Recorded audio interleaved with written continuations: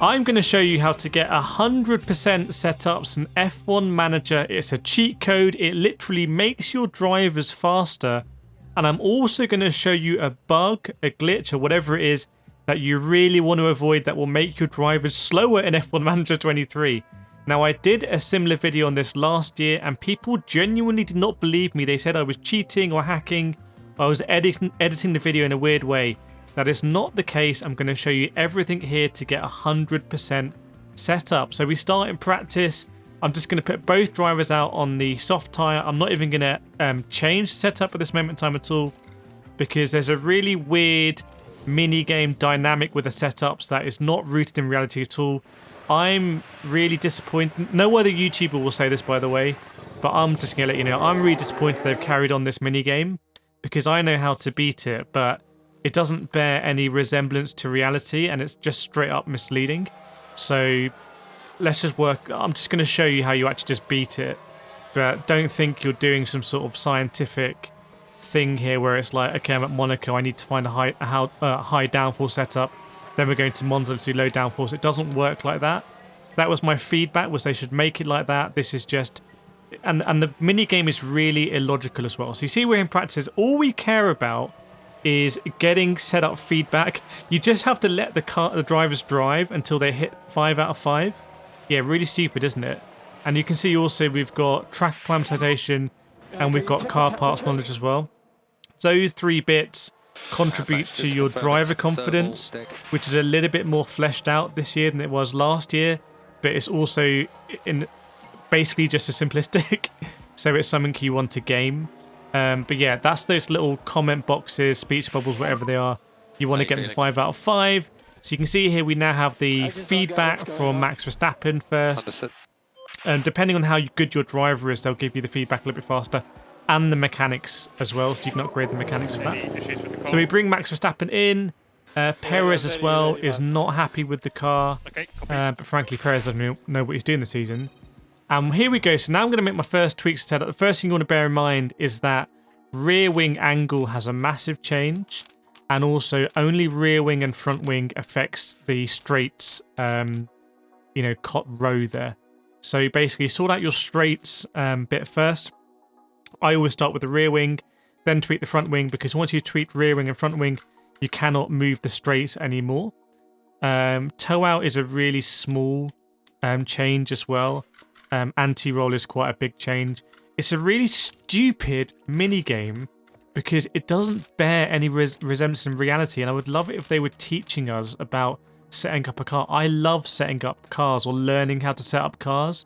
When I've gone to WEC and Spa in real life, Formula E in real life, all these places, I love talking to mechanics about setting up cars, but this is just plain stupid. But anyway, we're going to try and move those sliders so they're in between the bars. That will narrow every time your driver gives you feedback. And the optimal setup that we're looking for is somewhere within those bars. So there's no point having your icon outside of the bar. You can see here for cornering, Perez has given us a really great indication of where optimal is going to be. And it's probably going to be just to either side of that indicator, if that makes sense, within the band. So we can go to the left, we can go to the right, and it's just a case of tweaking all of the things. You see I've gone for a setup here, and we'll get some more feedback and see where we can. By the way, if this video helps you, please, please, please subscribe to this channel, because you guys and girls, you really grow this channel, and I would love to get more access with like the people at F1 Manager and just tell them this is stuff that they can improve that I think everyone really enjoys. So if it helps you at all, please do that. And if you were here for F1 Manager 22, just let me know in comments that you're part of that crew. It'd be great to see you again. Now you can see here the cars are out. I've zoomed forward a little bit, and Max Verstappen is giving some more feedback. We're going to pull him in here just before the pits. I tend to pause just before they're at pit entry, just so I can save a lap if possible. So here comes Max into the pits. He's going to pull straight into the box, and we're going to get some more narrowing of the bars, you can see. And we already have an optimal, so that's really good. We have an optimal at the top. So we know that, and by the way, the optimal, you don't need to be there in that pixel. You can normally, the optimal's like a few pixels either side, just so you know, that's really helpful to know. So it gives you a little bit more flexibility. You can see on straights we're well out, so we need to use the rear wing and the front wing angle to actually get us the right position there. This does normally involve a lot of trial and error and just sort of getting a feel for what bars do what, and then you get into a bit of a groove with it. But there's no, like I said, there's no actual science to the whole thing. I think it's probably so in a document somewhere they can say, oh, there's 1 million combinations of setting up cars. But it just irritates everybody and no one knows how it works. So they don't explain it, and they don't explain it because it's a bit embarrassing. Anyway, I'll stop complaining about the whole setup thing. I promise. Hit me a dislike if I complain one more time about it. So here we go, Sambird, Hubert, I think it is calling in Perez, who's got a bad setup. It's not necessarily a problem. At this stage, all feedback is just good feedback. And if it's a bad, it doesn't really mean too much different as long as the bar's narrowing. So you can see here, sometimes greats are quite difficult to work out which way you should go.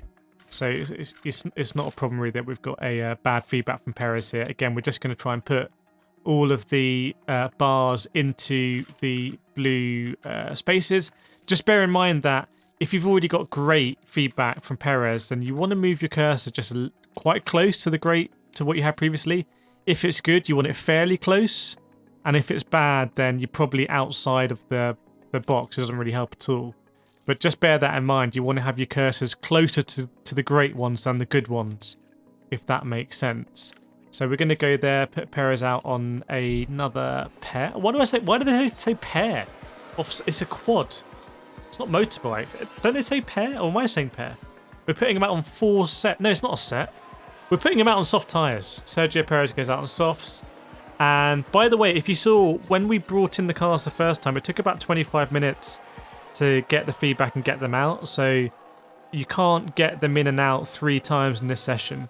So we're going to run over. And this is where you're going to start to see the bug that you really want to avoid. Because I'm sure a lot of people, thousands of people are going to be hitting this bug without realising. See, we've still got a question mark over setup satisfaction. That's because we haven't got finalised feedback. We haven't got the 5 out of 5. So bear that in mind because I'm going to explain that in this video as well. But firstly, let's get the 100%. So we're just going to continue the feedback. Send out Max Verstappen. You see he's already on 4 out of 5. He got that one really quickly. And he's actually super happy. He's optimal, which is really good. Optimal could mean 100%. It could mean like 98, 99%. So we will see.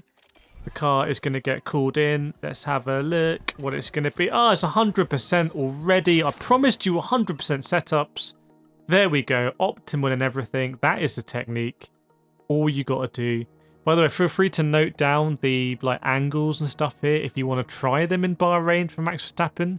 Let me know in the comments if they work for you, because if they do, I'll just go through and get 100% setups in every race and upload videos for that, so that's nice and easy for you. But you can see here, really nice, optimal setups, great to see. And that's Max Verstappen done in terms of the setups. The rest of it is out of our hands. To get the most driver confidence, we just need to let him circulate and he will get the track optimization and the car setup. Now, Sergio Perez is a little bit different. I want to show you here. So I was messing around with Perez and basically finishing the session with 92%. You can see there's 80 minutes to go in free patches 3. That means that we're not going to be able to send him out and get 5 feedbacks back before the end of the session. But I want to show you what happens if you do, because most people are going to do this. They're going to keep sending their drivers out if you're not at 100%.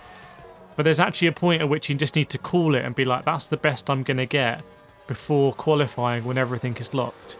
Because there's something really stupid that happens here. See, Max Verstappen, by the way, is really high on the feedback. See, Perez is probably going to get to about 85% in total.